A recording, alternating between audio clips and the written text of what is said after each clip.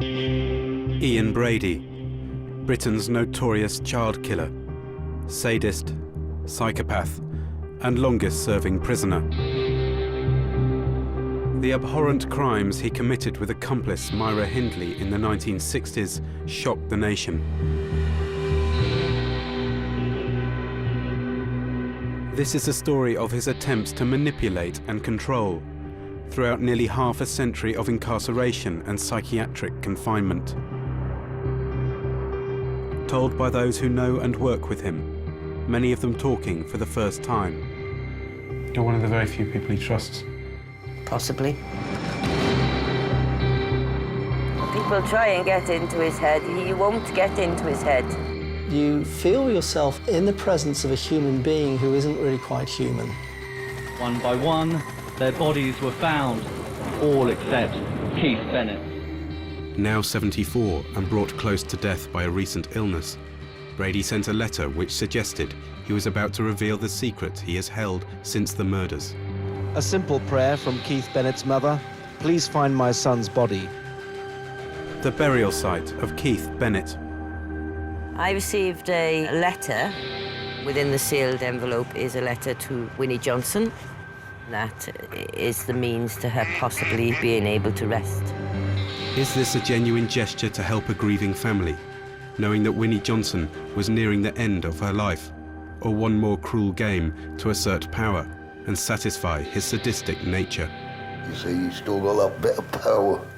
That bit of power to keep taunting the families and taunting Winnie Johnson.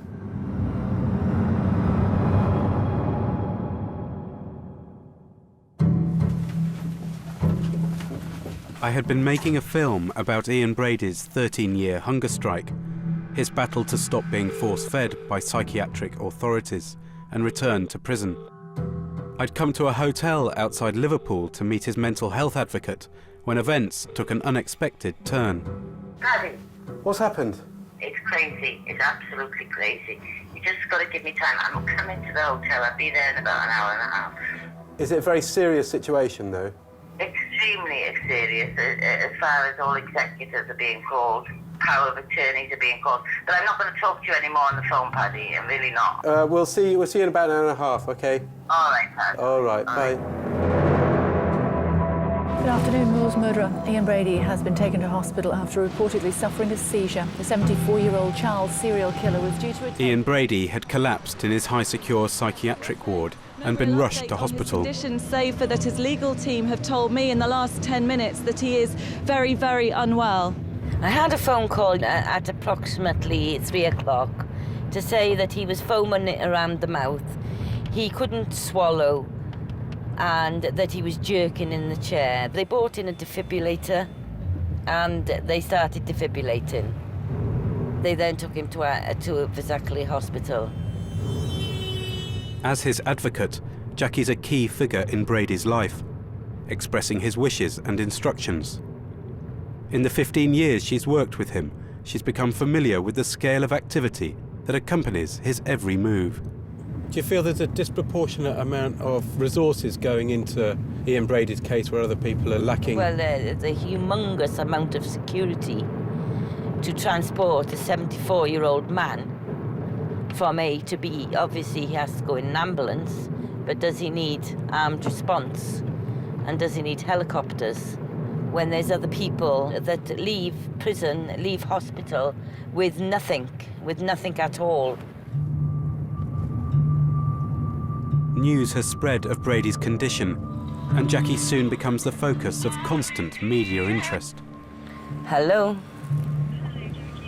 Well, nobody knows what the matter is at the moment. Are you the lady I spoke to from Sky before? I wouldn't be able to do an interview today. I'm absolutely up to my eyes. Oh, for God's sake. Hello?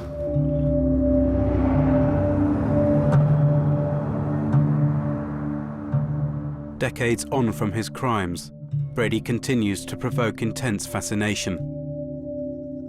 What possible motivation could he have had for inflicting such unimaginable suffering? Child murders, that he later described as an existential exercise. Crimes that had their genesis in an apparently innocent relationship. Brady appeared to be a striking personality, riding around on a motorbike, the man from nowhere who knew deep thoughts, who read books even, who could philosophize. He decided that he would prove to her that he could do something that was superhuman, take a life, because there is nothing more absolute in terms of exercising power over other people than taking their lives.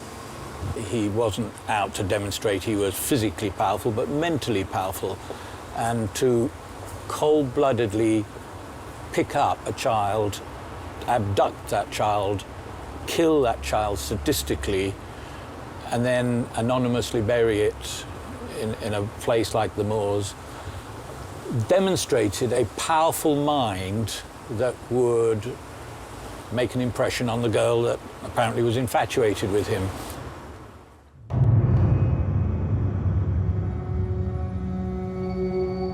October 1965. Acting on a tip-off, police discover the body of 17-year-old Edward Evans at 16 Wardlebrook Avenue. He had been bludgeoned with an axe and strangled.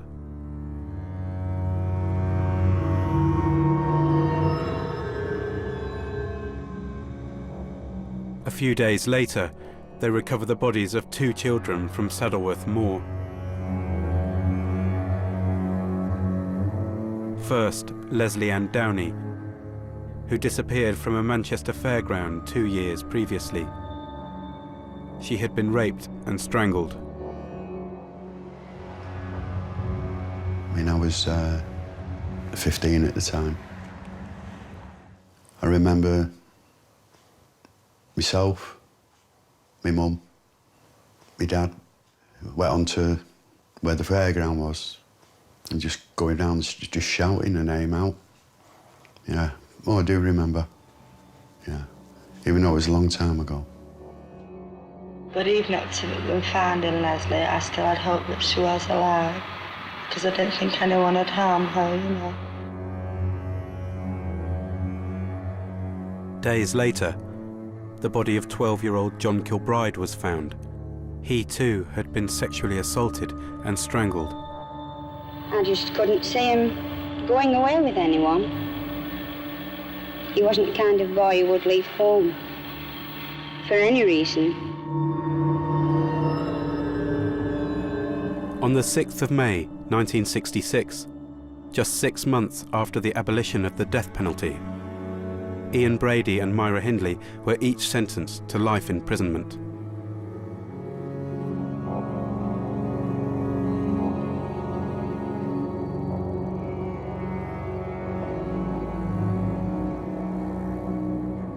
For the families of the victims, time has stood still ever since.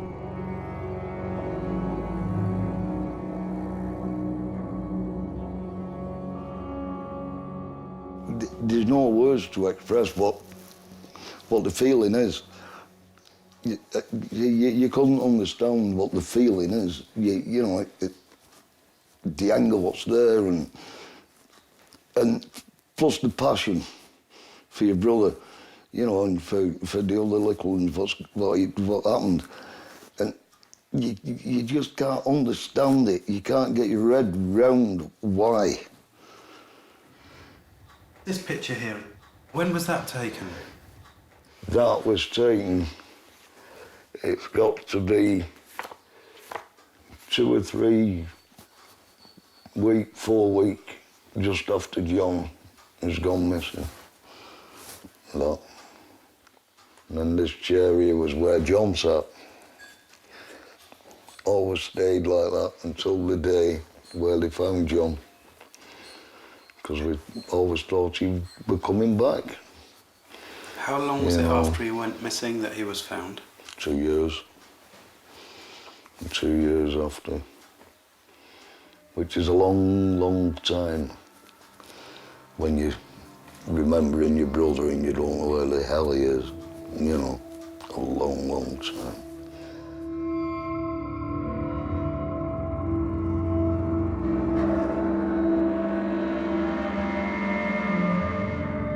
Brady and Hindley carried out the murders periodically over 2 years. During that time, they would frequently revisit and photograph each other at the grave sites of their victims.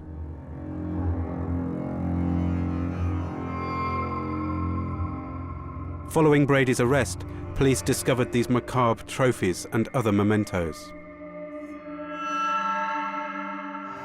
A tape recording and photographs of Leslie Ann Downey in her last moments. And Brady's cryptic ledger, a coldly precise list of actions to carry out the perfect murder.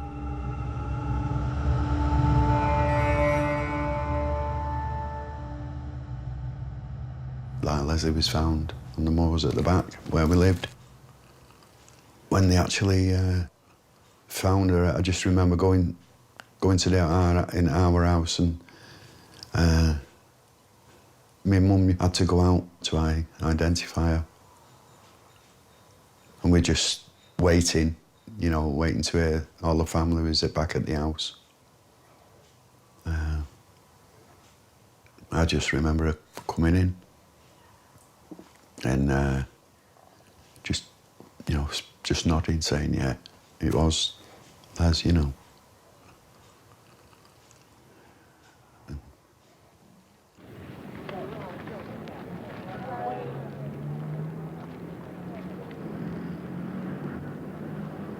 I can't imagine what my mum had gone through, with what she had to see, what she had to hear. She always kept things to herself, my mum, She wouldn't tell me anything, like, including what was on them tapes, and no, she just kept that to herself. She didn't want us to know. I wouldn't want to know. People would talk of these crimes as being senseless, and they don't make any sense to normal people because they're driven by the impulse to control and hurt other people, which is the fundamental abnormality in sadism. Many of the aspects of the killing don't just involve physical harm. The actual enjoyment and pleasure of terror in the victim, as well as the destruction of them both physically and also psychologically, is a key component, and one which the individual finds enormously pleasurable. How many more that we don't know about?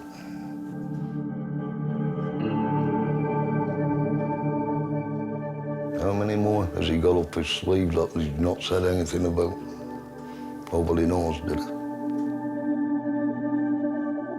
The consequences of Brady's crimes would not end with his imprisonment. Nearly 50 years on, he still attempts to exert power and control over the families of his victims. He'll never die until he's dead. When I heard about this seizure that he had, I thought that might be it. Maybe then we can get on with our lives properly then. But they're ruining the wreck now as it is. Murderer Ian Brady has been returned to Ashworth Psychiatric Hospital after undergoing medical... Ian Brady was returned to Ashworth in a serious condition. The 2 broken vertebrae he had suffered in his seizure mean he cannot be force-fed for the first time since he began his hunger strike nearly 13 years ago.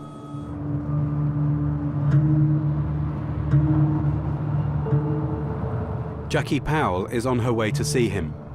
Besides his solicitor, she is the only person who has permission to visit him. How has he managed to keep up the determination to refuse food? He has a very strong will. He has extremely strong will. He doesn't speak to his care team, his clinicians, psychologists, social workers. He said he feels as if he's dead, as settled in a grave.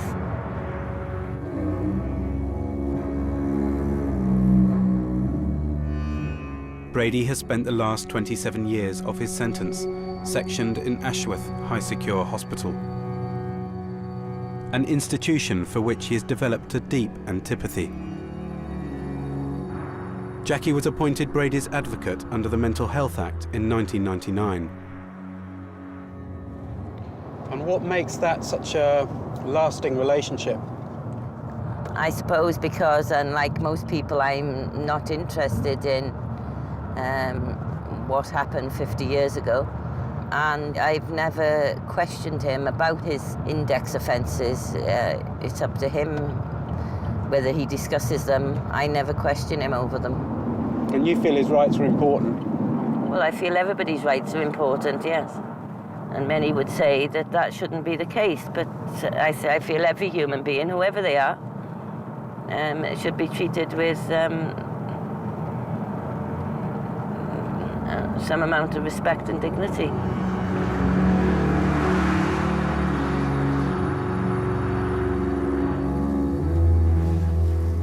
With her long-standing proximity to Brady, Jackie was uniquely placed to offer an insight into his psychopathy, now directed towards the institution he loathes.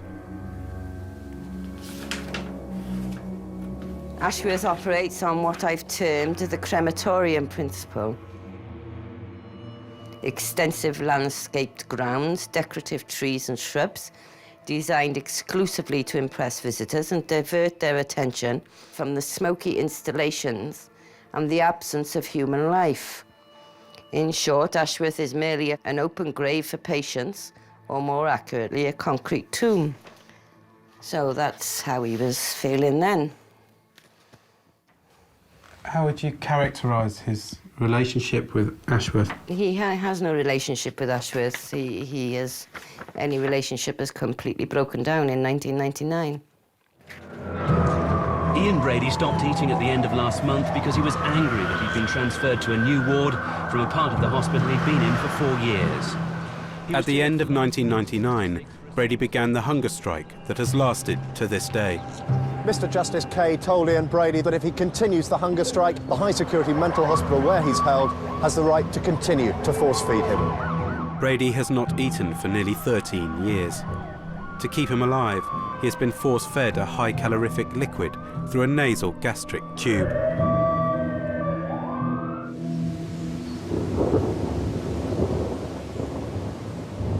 I wanted to understand what motivates Brady's behaviour.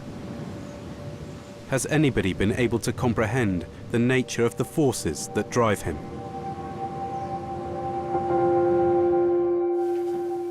I went to meet the man who has represented him longer than any other. The eminent civil rights lawyer, Benedict Bernberg. What was he like to work with? Very difficult.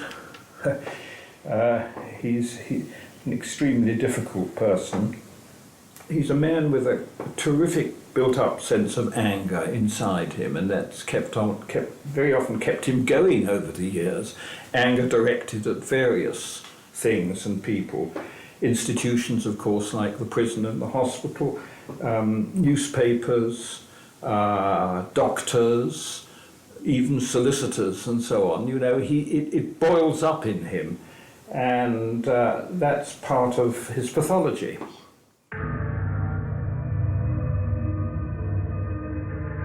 According to the logic of that pathology, by committing the murders, Brady proved to himself that he was above morality. And even after imprisonment, Hindley remained faithful to him and his ideal. Brady created this killing cult that was a cult of two. He had sunk everything into proving what a powerful personality he was. This was his cocoon, his little world, a demented mind that could apparently see clearly, that had constructed a reality to make sense of his existence. It was a perverse existence, of course, and innocent children paid the price. Despite their separation, the bond remained powerful. Brady staged the first of many hunger strikes after he was denied conjugal visits in 1970. He seemed to believe that he was in spiritual communication with Myra Hindley. This then became a part of his initial battle, that he inappropriately was insisting on having visits with Myra Hindley, and he went on hunger strike to try and achieve that. It was a union that provided an outlet for Brady's sadistic urges. But ultimately, the possibility of freedom became more important to Myra Hindley. In May 1972, she wrote to him, breaking off their relationship. She betrayed him by denying the sanctity of that cult that they had, namely that they had killed children. For Brady, it was more than the loss of a relationship. It was the destruction of the preeminent symbol of his powers.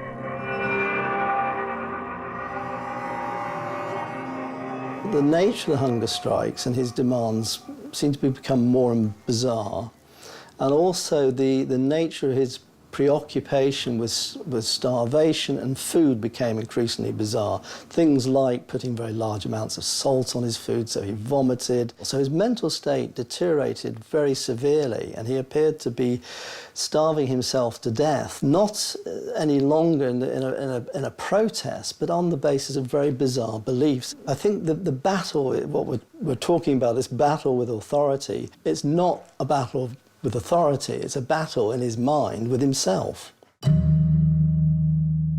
Over the course of the 1970s, Brady's mental condition deteriorated towards psychosis. But he was to find an ally in the prison reformer Lord Longford, who famously became involved with the Moors murderers and agitated for Brady's transfer to psychiatric care. You visited Brady quite recently. How would you sum up his condition? Well, I'm not a medical man, but I've never seen anybody who looked quite so ill. By that time, Brady had been in prison for 18 years, mainly in solitary confinement. He looks like a skeleton. There is a mental factor there. It was Lord Longford who introduced Brady to Benedict Bernberg. Despite the onset of mental illness, Brady's need for control compelled him to fight countless legal campaigns. I've never come across anyone, any prisoner, who's such an inveterate litigator as Ian Brady. He had running battles with authority throughout his time, right up to now, in fact. He's an inveterate campaigner. As pressure mounted for his transfer to a special hospital, a journalist, Fred Harrison, started visiting him in prison.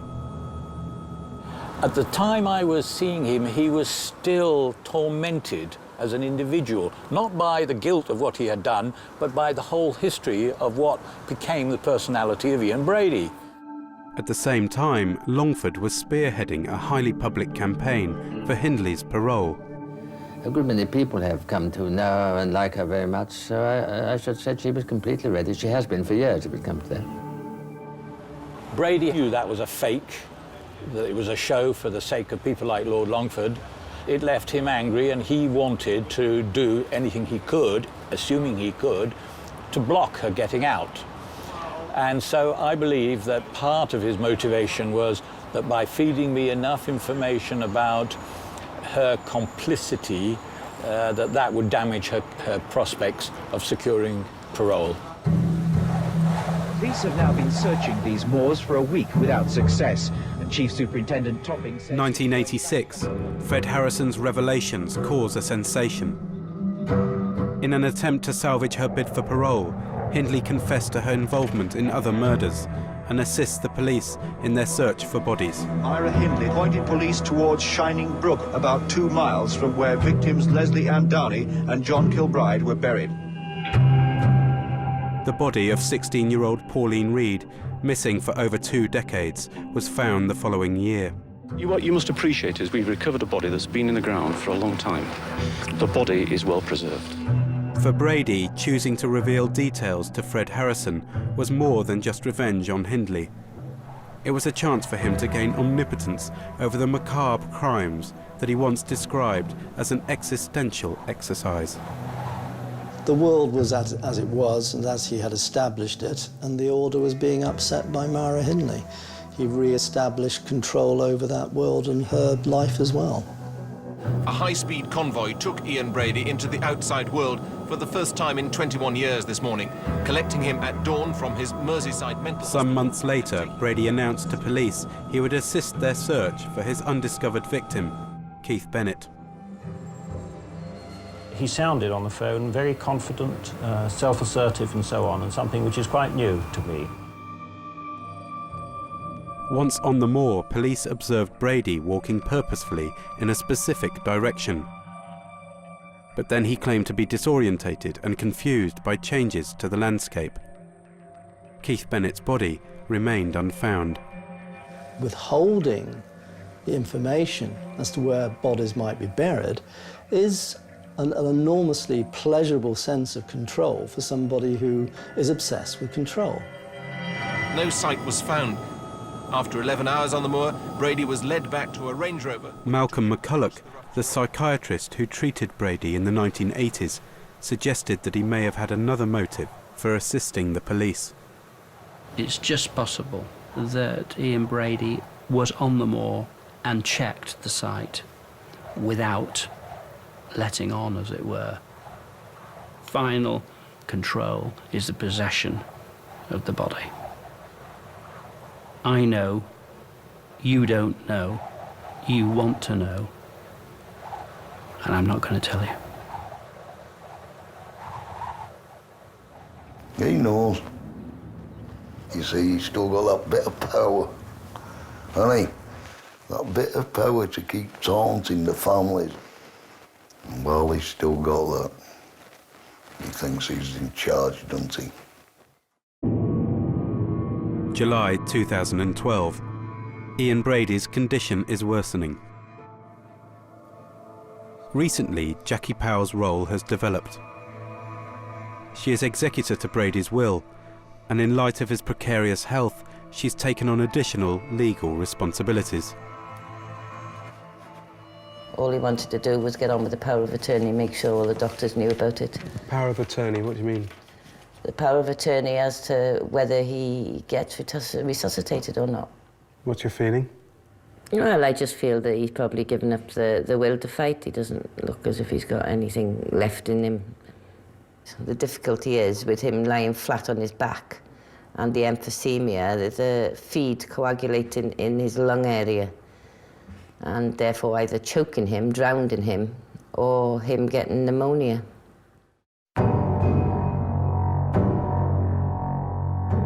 It appears that Brady will end his days within the walls of the institution he loathes. Brady was first moved to Ashworth Hospital in 1985 after developing acute psychotic symptoms, hearing voices and exhibiting delusional behaviour.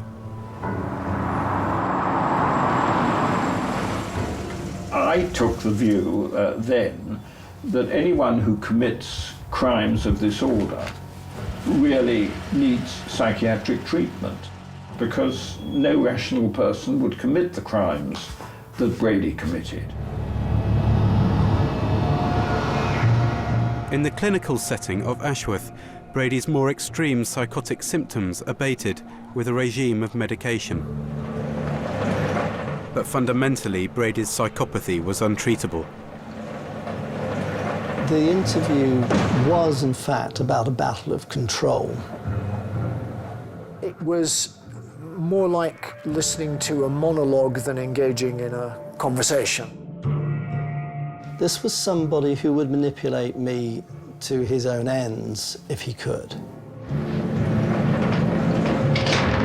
After several meetings with him, I was quite glad not to have any further involvement in the case, really.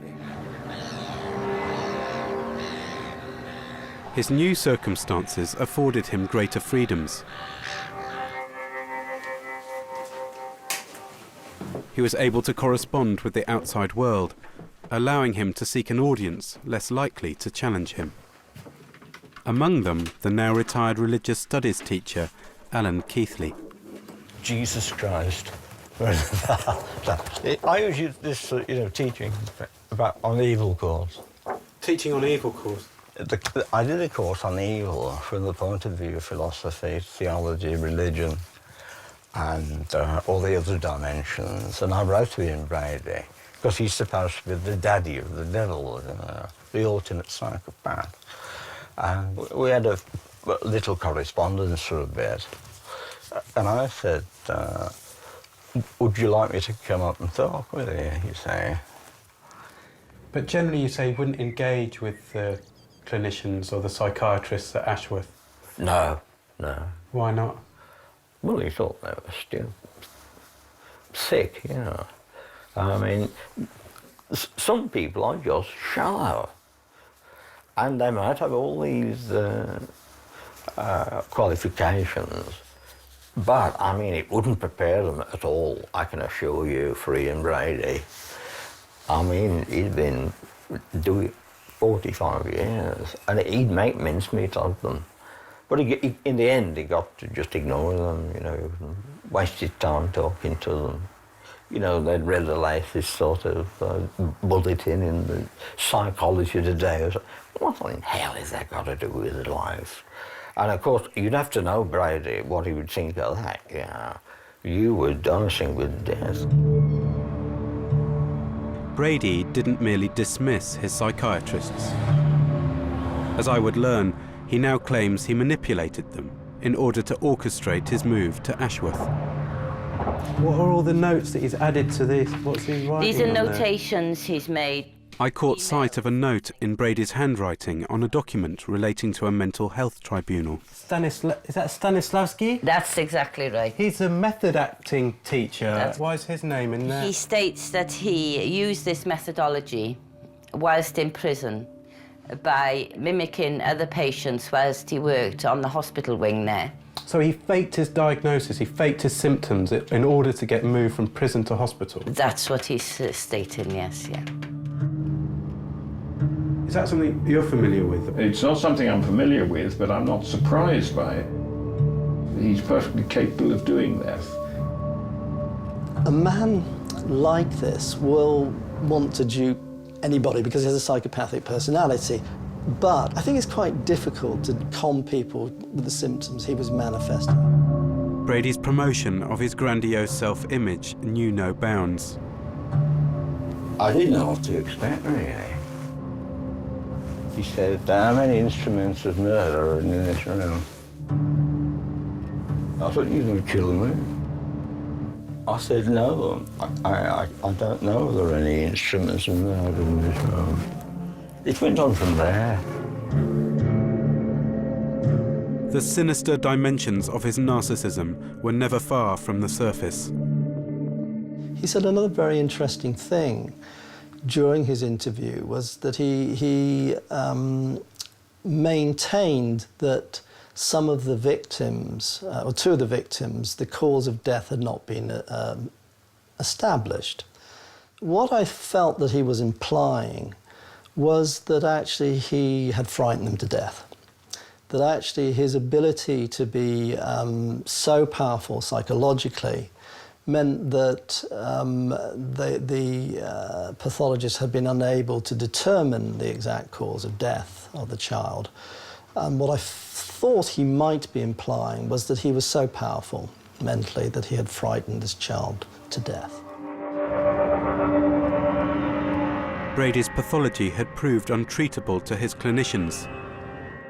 In 1999, the hospital tightened security and he was moved to another ward. On the morning of the 30th of September 1999, a crowd of prison warders in riot gear, crash helmets, plastic shields, padded jackets, rushed in, held my arms violently up behind my back, pushed my head to the floor, and always held in these violent holds, wrenched and dragged me around like a parcel for over an hour. Brady's possessions were confiscated. He was stripped of his privileges. In protest, he immediately went on hunger strike. This was to become his most enduring campaign of all. He was taken over to the medical centre and a tube was inserted up his nose and into his stomach. And what was that scene like to witness? Not very pleasant. There's an X-ray to make sure the tube was in position. It wasn't the first time, so they had to do it the second time. And what was the atmosphere like in the room? You know, extremely tense. Did you not want to resist that? He did resist verbally. He wants his wishes known that he does not agree or wish to have this tube inserted. Back in court after 34 years, Ian Brady pleads, "Let me die." This hunger strike was different. His only demand was to be allowed to end his life. He went to the High Court in a bid to stop force feeding. I was asked to comment upon his mental capacity, and in fact, I thought he did understand that what he was doing was potentially putting his life at risk. Dr. Collins, Brady's responsible clinician at Ashworth, called his hunger strike a florid example of his psychopathy in action. The one thing you don't want to do with a person with psychopathy is get into a battle of wills. Brady felt the need to re-establish control. What better way to do this than through a hunger strike? There's something gratifying for the individual about a battle of wills. And he is still determined to end his life. Yes, I mean, he has no requests, no demands, apart from he wants to have the right to die. A person with psychopathy is not going to back down in that battle. It was quite a dramatic and tense environment. Leave to appeal was denied by the court today, but his solicitor says Ian Brady is determined to fight on. I think people did suffer from the strain of everything. Brady has now been taken back to Ashworth Hospital, where he will continue to be fed through a plastic tube. I recollect Ashworth's psychiatrist saying, it was more demanding dealing with him than perhaps the rest of the ward put together. Mr. Justice Maurice Kay agreed that the proceedings were a staging post and his intention was to protest and to win a power struggle, but not to die.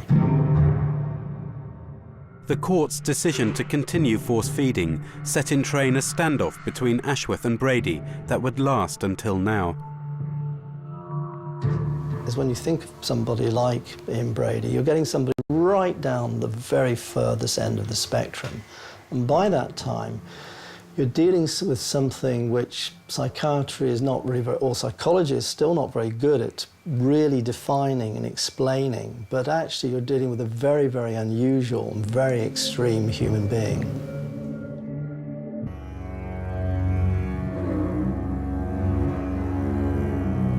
Almost half a century has passed since the horrific murders committed by Ian Brady and Myra Hindley were uncovered on Saddleworth Moor.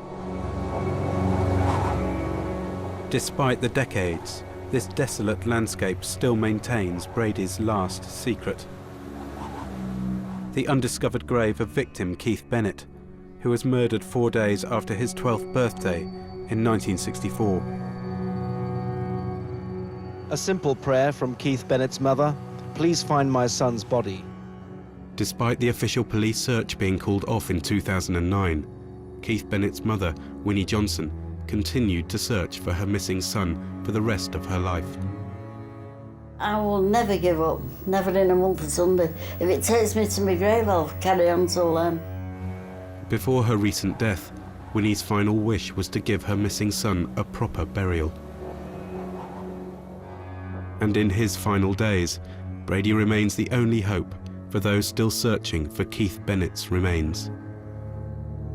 But to think that he's going to die, but he's going to take that to the grave with him, where Keith is. And I feel so sorry for Winnie. I really, really do. He's the only one what knows. He's the only one what can put Winnie to rest. Isn't he? All the hope what Winnie's got lies on him.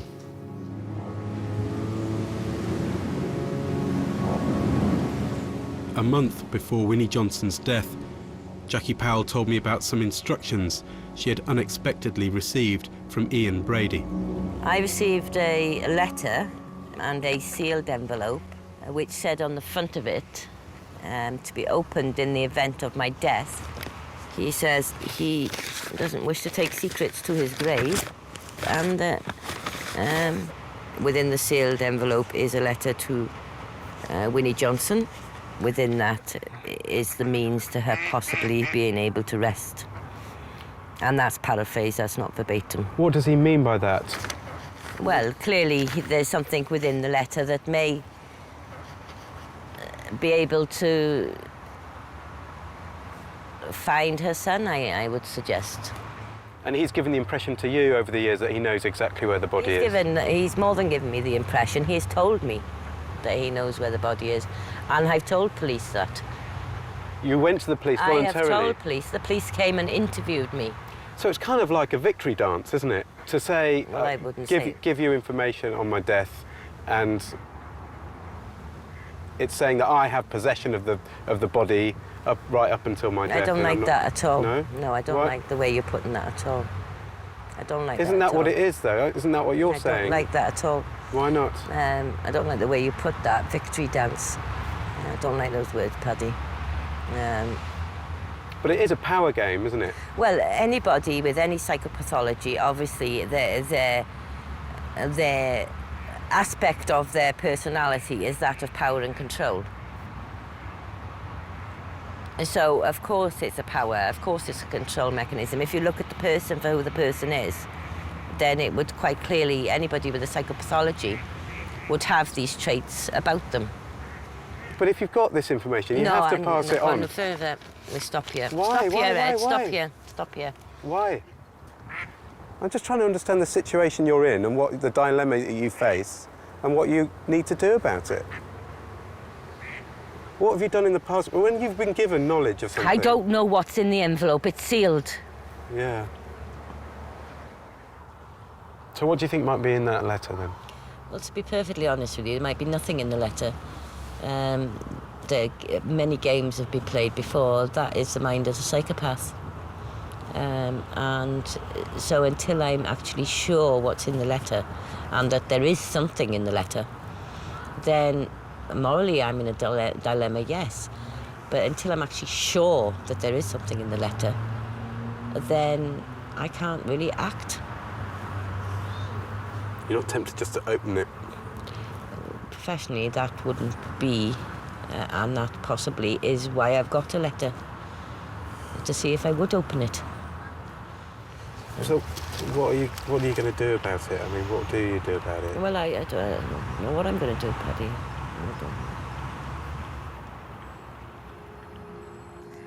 Jackie wouldn't show me the sealed envelope addressed to Winnie Johnson. But whatever its contents, it has come too late for Winnie.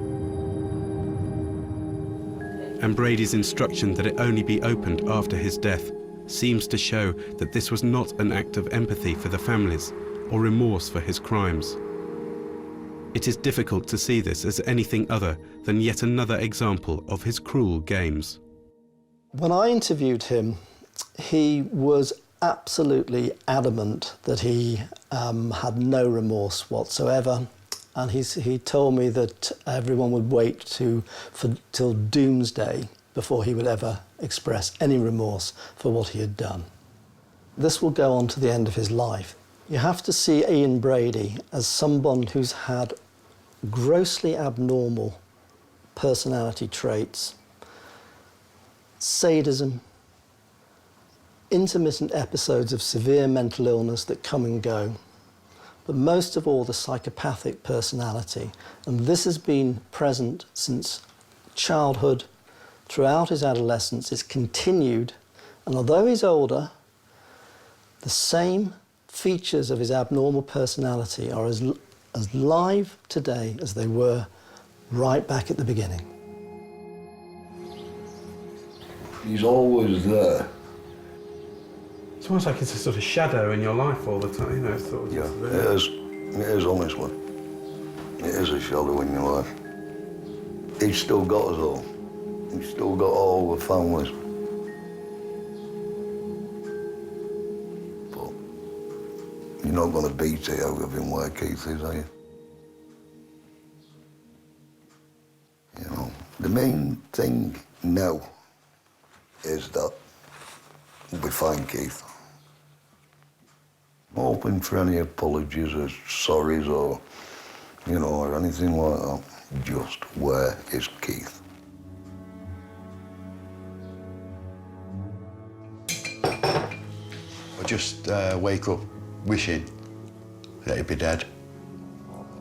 I'll jump for joy, and that's the truth. Sooner he's out of the way, the better. Just wait for that day now.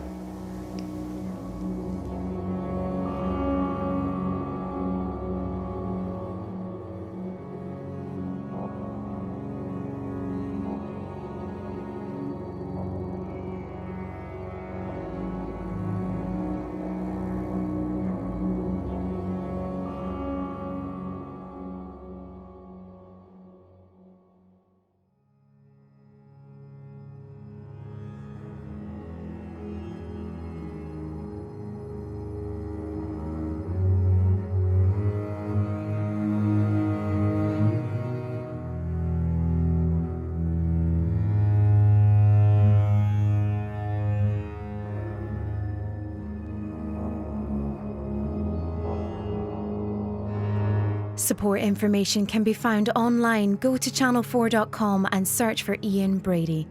And another chance to see the poignant story of the late Winnie Johnson's search for her son Keith Bennett. Dear Mr. Brady starts in just a minute over on More 4.